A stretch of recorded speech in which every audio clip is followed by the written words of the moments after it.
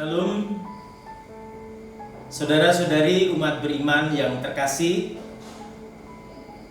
Di penghujung tahun 2020 ini, saya, Pastor Paroki Santa Maria Ratu Rosari Gianyar, ingin mengajak kita umat Katolik, khususnya Paroki Santa Maria Ratu Rosari Gianyar, untuk melihat ke depan, yaitu menghadapi tahun 2021, di mana Keuskupan Denpasar memfokuskan pelayanan pastoral pada gereja bersaksi. Gereja memiliki tugas untuk memberi kesaksian tentang dirinya di tengah dan di dalam dunia. Dan kalau kita berbicara tentang gereja bersaksi, maka sumber inspirasi dari kitab suci tidak lain daripada khotbah di bukit tentang garam dan terang dunia. Dari Injil Matius bab 5 ayat 13 sampai dengan 14. Mari kita mendengarkan dan saya membaca untuk Anda. Injil Matius bab 5 ayat 13 sampai dengan 14. Kamu adalah garam dunia. Jika garam itu menjadi tawar, dengan apakah ia diasinkan? Tidak ada lagi gunanya selain dibuang dan diinjak orang.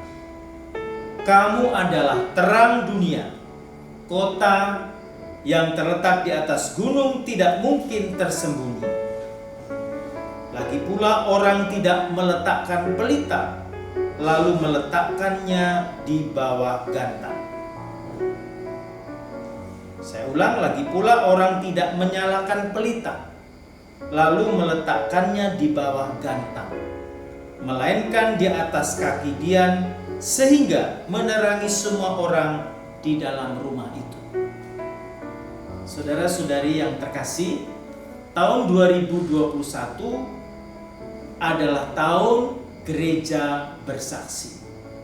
Lalu apa yang dimaksud dengan gereja bersaksi? Ini poin yang penting. Gereja yang bersaksi adalah gereja yang dicita-citakan oleh Keuskupan Denpasar di tahun 2021 agar gereja bisa mengambil peran dan tanggung jawab menjadi terang yang membawa nyala kehidupan, jalan bagi manusia dan dunia. Sekali lagi, apa yang dimaksud dengan gereja bersaksi? Gereja yang dicita-citakan oleh Keuskupan Denpasar dalam pelayanan pastoral tahun 2021, yaitu gereja yang bisa mengambil peran dan tanggung jawab menjadi terang, sekaligus juga menjadi garam yang membawa nyala kehidupan, keharmonisan kehidupan, jalan bagi manusia dan dunia. Saudara-saudari terkasih, bagi manusia, bukan hanya bagi orang Katolik, untuk semua orang. Dan itulah yang harus kita lakukan. Maka tugas itu sama dengan tugas yang dikatakan kitab suci, yaitu gereja harus menjadi garam yang membawa perubahan dan keharmonisan dalam kehidupan yang sejahtera, rohani dan jasmani. Dua sisi ini, rohani dan jasmani. Gereja bersaksi juga menjadi terang bagi dunia, agar menerangi jalan hidup manusia, menemukan Tuhan. Nah, saudara-saudari yang terkasih, inilah yang mestinya kita lakukan dan kita isi kegiatan pastoral untuk tahun 2021. Lalu, bagaimana bersaksi di tengah dunia ini? Gereja lokal kita, keuskupan kita, atau paroki kita. Saya terinspirasi dengan apa yang disampaikan oleh Bapak Suci Paus Fransiskus, yaitu bahwa gereja di tahun 2021 menurut saya gereja bersaksi harus bercorak awam. Dengan istilah lain, Bapak Suci mengatakan gereja polihedron. Gereja yang modelnya menggarisbawahi dimensi keagamaan dalam tubuh gereja, baik dari sisi umatnya maupun karya pelayanannya yang banyak segi, polihedron. Jadi dimensi kesaksian hidup gereja itu bukan satu sisi saja, tetapi polihedron, banyak segi. Dan khususnya segi keluar gereja di dalam dan di tengah dunia, dalam suka dan duka dunia.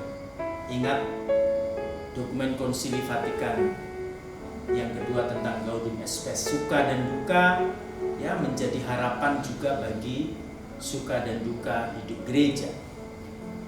Nah, model hidup gereja yang polihedron, gereja yang dimana berkarakter oleh awam dengan banyak segi pelayanan sehingga menjadi gereja yang mengambil bagian dalam terang dan garam dunia, bersaksi di tengah dunia, itu bersumber dan berakar kuat pada kekayaan budaya. Kekayaan budaya.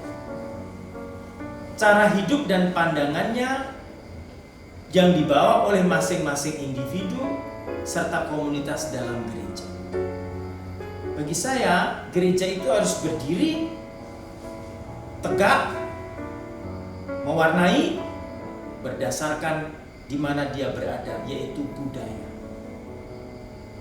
Ini juga menjadi sebuah tantangan untuk kita, bagi Keuskupan Denpasar yang telah menjadi hierarki ya secara resmi oleh Bapak Suci ya, di mana tahun 1961 kemandirian gereja lokal itu sudah diberikan kepada kita. Maka ada sebuah ius mandatum, suatu hak untuk melaksanakan mandat pewartaan Kristus, pewartaan kabar gembira. Gereja harus bersaksi dan menjadi otonom. Dan kita berdiri di tengah budaya Bali, Lombok, dan Sumbawa. Pertanyaannya, apakah gereja kita sudah atau akan bersaksi dengan berakar kuat pada kekayaan budaya Bali, Lombok, dan Sumbawa?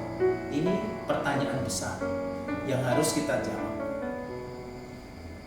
Saudara-saudari yang terkasih, ini poin yang awal ya untuk melihat bagaimana pemahaman gereja bersaksi dengan dasar biblisnya dari Injil Matius bab 5 ayat 13 sampai dengan 15. Kemudian Bapak Suci mengatakan sesuatu bagaimana gerakan gereja itu gereja yang bercorak awam, karena mereka ada di tengah dunia dan kesaksian akan lebih kuat kalau awam-awam itu tampil di tengah dunia. Lalu bagaimana model itu? Apa karakteristiknya? Sebetulnya ini diambil dari dokumen Querida Amazonia tahun 2020, ya, di mana hasil sinode para uskup di Amerika Latin. Ya. Nah, ada 3 hal penting. Ya. Jadi karakteristik gereja ingin bersaksi di tengah dunia itu apa? Gereja yang ada dalam dunia dengan membawa terang dan garam dunia itu apa? Yang pertama, gereja yang menonjolkan desentralisasi peran imam.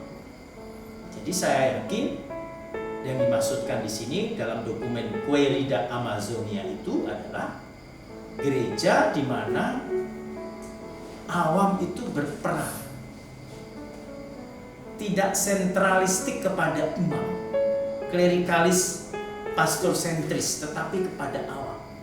Dan saya yakin, saya setuju, dan kesaksian hidup akan lebih kuat di tengah dunia kalau gereja lokal keuskupan kita memberikan peranan yang lebih kepada kaum awam, karena mereka itu memberi kesaksian di berbagai dimensi sisi.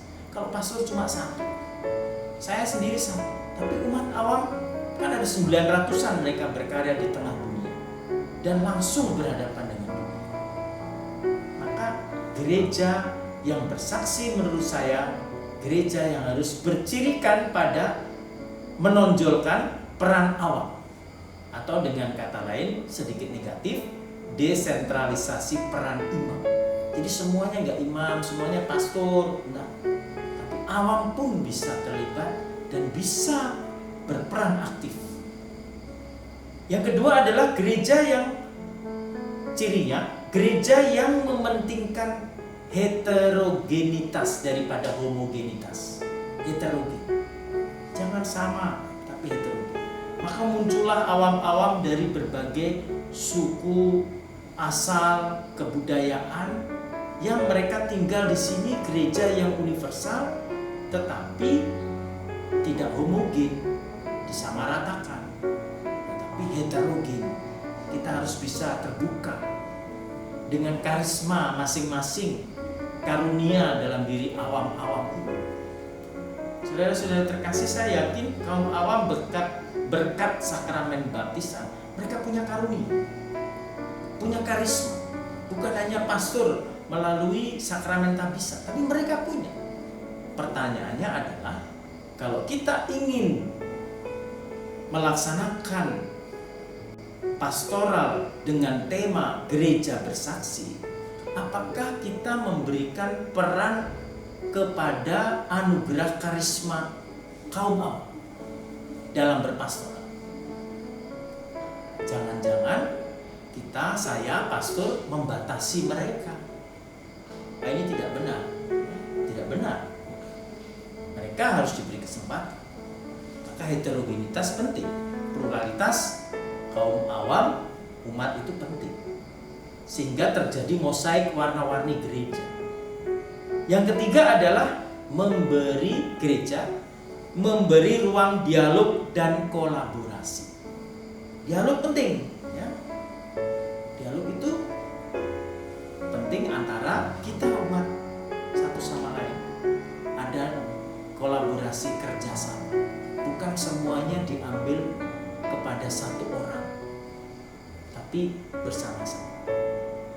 Tentu dalam hal tertentu, dogma, ajaran, hukum, pastor mempunyai peran. Tetapi dalam hal karya pelayanan kesaksian hidup, itu kaum awam punya ladang, punya medan yang lebih luas.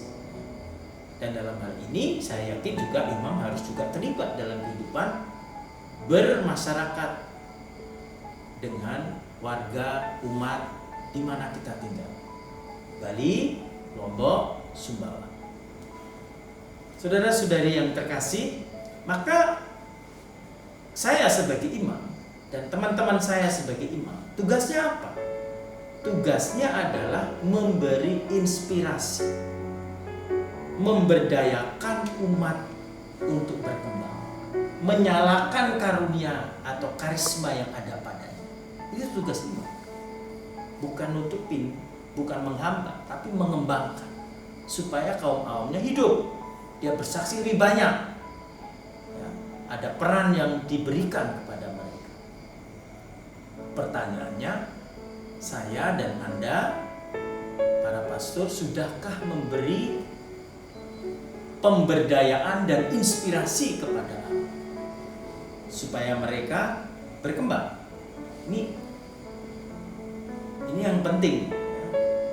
Dan model gereja yang bersaksi dengan cara itu, mau tidak mau, tidak lagi model piramida begini, ya, tetapi suatu model di mana kita equal, gereja umat Allah sebagai teamwork yang terbagi dalam komite atau seksi-seksi, di mana kedudukan pastor sejajar, imam sejajar, jadi teamwork. Nah, ini harus menjadi perubahan mindset, daya pikir kita. Kalau kita gereja ingin bersaksi, maka visi gereja model kepemimpinan di paroki yang piramida diubah menjadi model sebagai teamwork, sebagai satu kesatuan umat Allah. Saudara-saudari yang terkasih, saya kira ini poin-poin penting nanti dalam kehidupan kita pelaksanaannya. Fokus pastoral gereja bersaksi di tahun 2021 hendaknya memperhatikan hal-hal ini. Karena itu, mari kita berusaha untuk mengembangkan hidup menjadi lebih baik lagi, menjadi gereja yang membawa terang dan garam dunia. Semoga beberapa poin penting tadi bisa dijabarkan dalam hidup kita, sehingga kita sungguh-sungguh mewartakan kerajaan Allah, dan itu perlu adanya tindakan lanjut. Seperti misalnya fokus pastoral gereja bersaksi pada formasi iman, ya, yang bersaksi. Ini penting, formasi iman. Yang berikutnya adalah kita juga harus ada kaderisasi iman, ya, kaderisasi kaum awam. Dan yang ketiga adalah bagaimana mengembangkan gereja yang merangkul, mengajak bersama masyarakat di mana kita berada. Semoga Tuhan memberkati kita dan sukses di tahun 2021.